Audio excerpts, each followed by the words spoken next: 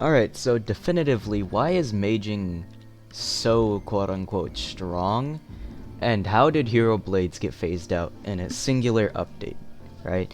So, for one of the updates, to balance out hero blades, the development team decided it was the best course of action to make, like, weapons such as, like, the hero blades cost 100 invest instead of 75.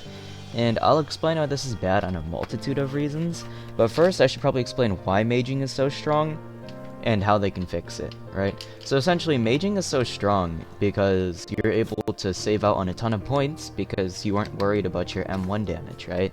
So an actual mage build would probably not be running 100 invest, and a lot of people like Paco or Kiedo in their latest videos or in some of their videos have mage builds that do not use the hero blades because the hero blades do an obnoxiously low amount of damage, and it's so sad, right? And the only strong hero blade as of right now is like maybe Shadow or Thunder, but for sure Ice. Ice is good because you can feint the crit with no end lag and then continue swinging. So if somebody has their parry back. Also, the crit abuse is shaky because the instance between each tick of damage is so low that shaky can get 2 hits if they miss 1 parry. So that's why this crit is so strong, because no end lag, all that, right? But we look at the damage on M1s, about 30 damage, right? We can round down to 30. This will do 21.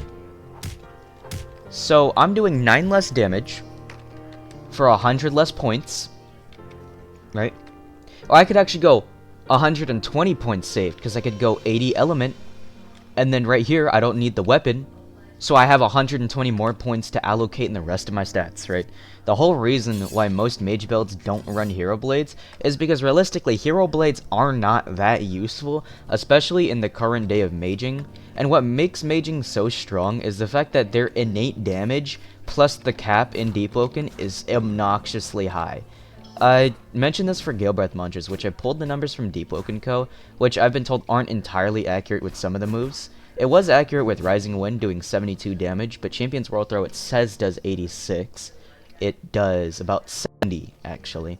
But, essentially, the way you can think about it is, maging isn't strong because of the weapon type they're on. Maging is strong because of the fact that they build up so much damage and it ramps up so fast because they have so many other mods that it just becomes strong.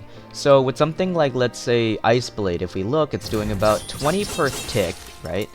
So theoretically, with the 4 ticks of all 20, right, that's 80.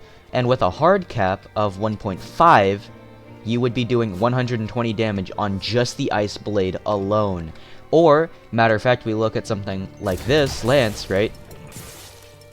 It's doing about 60 damage. Because the Shatter Spear doesn't get affected by damage mods, but the original 33 does. So, pretty much, you're doing a stupid amount of damage, not because your, like, M1s are good, or the M1s are strong, but rather because your monsters are doing a stupid amount of damage. Now, you'll see this be more prevalent on mage builds, especially ones that run, like, weapons like the Seer Spear. And the thing is, a lot of mage builds run Trident Spear with the motif, or actually the Iron Spear with the Trident Spear motif, which I personally believe that motifs is a dumb system, because weapons with unique criticals such as the Halberd shouldn't be used if you could just use something like the Master Hawk's Hand Axe for better stats and you still get the crit, right? But I've seen a lot of people use Trident Spear with, like, or not Trident Spear, they use this with the Trident Spear crit. Essentially, they do a guard break, let's say this is guard break, and then they have, like, Seer on it, and then they use their crit, right? So they're full Seer stacks, and then they have, like, insane Mantra Pen on top of their max mods because they saved points on weapon, right? Realistically, maging shouldn't be like that, and Mantra hard cap should be 1.35, not 1.5, because realistically, if I'm doing 120 damage with this move, sure, it's going to be difficult to land the whole Ice Blade, but it's still 120 damage, and there are ways to confirm mantras on builds. There are ways to confirm hits, guaranteed. So with the general highest damage amount that you could do being 120 on an Ice Blade, with 0 song, no Ishins, no casters, why would I use something like the Ice Blade Right, or not Ice Blade. Why would I use something like Frost Hero when I could drop the 20 points, spend an extra 5, go 25 Charisma, get Tough Love for 10% damage increase on top of this, right? I'm already doing 80 on the base damage, why not increase it by 10%, right? Why not do 88 damage? Why not buff it up even more? And that's the biggest issue with maging right now. It's like, yeah, your whole build is going to be based around mantras, which in theory isn't stupid because your M1 damage would be so low, but in the current meta, with the fact that you can still abuse Shaky Block to guarantee landing mantra hits, and your mantra hits doing so much damage, that's not entirely fair. But what I will say is Hero Blades have gotten phased out from the maging meta for the most part, and I don't like that, because it's literally a weapon designed, lore-wise and in-game-wise, to be the, like, main thing that you use on mage builds, right? Lore-wise, the original masters of the 4 elements, or 5 actually, because Shadow exists too, all sealed themselves inside blades that were specifically designed to seal in their power. So by you using it, it should benefit your mantras in like a special way, right? The way I see Hero Blades, I feel like they should have a custom talent, and they should stay how they are, besides Ice Hero, which needs a couple nerfs.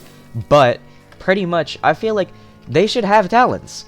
Cause why the hell does something like a Worshipper's Sword, along with the full Worshipper set, which you need to run to use the talents, get 4 talents, one of which reduces damage by 25%, one of which lights people on fire when they parry. They also get an extra 40 damage on Master's Flourish if they have 100 willpower, and any medium mantra gets increase in damage, and any like M1 or critical also gets an increase in damage, which if you didn't know, some people found a way to get the Serpent's Crit, right? Serpent's Crit does a ton of damage.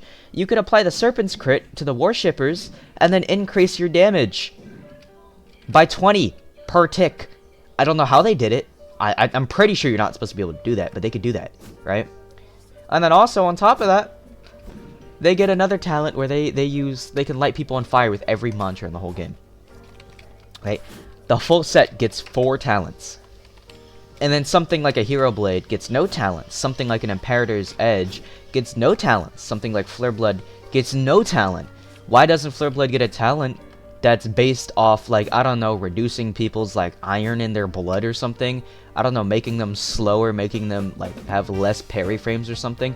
Maybe we should give it some actual unique talent. And whilst those talents sound crazy on paper, you could just reduce the the status effect of it. Like, reduce it from, like, don't make it like a crazy shaky. Make it like a light shaky. I mean, like, realistically, these weapons that are unique deserve talents, but none of them get talents because Aga would rather not give them talents. Oh yeah, and I find it really funny that, like, Aga doesn't do anything balance-wise, and he lets the balance team do stuff.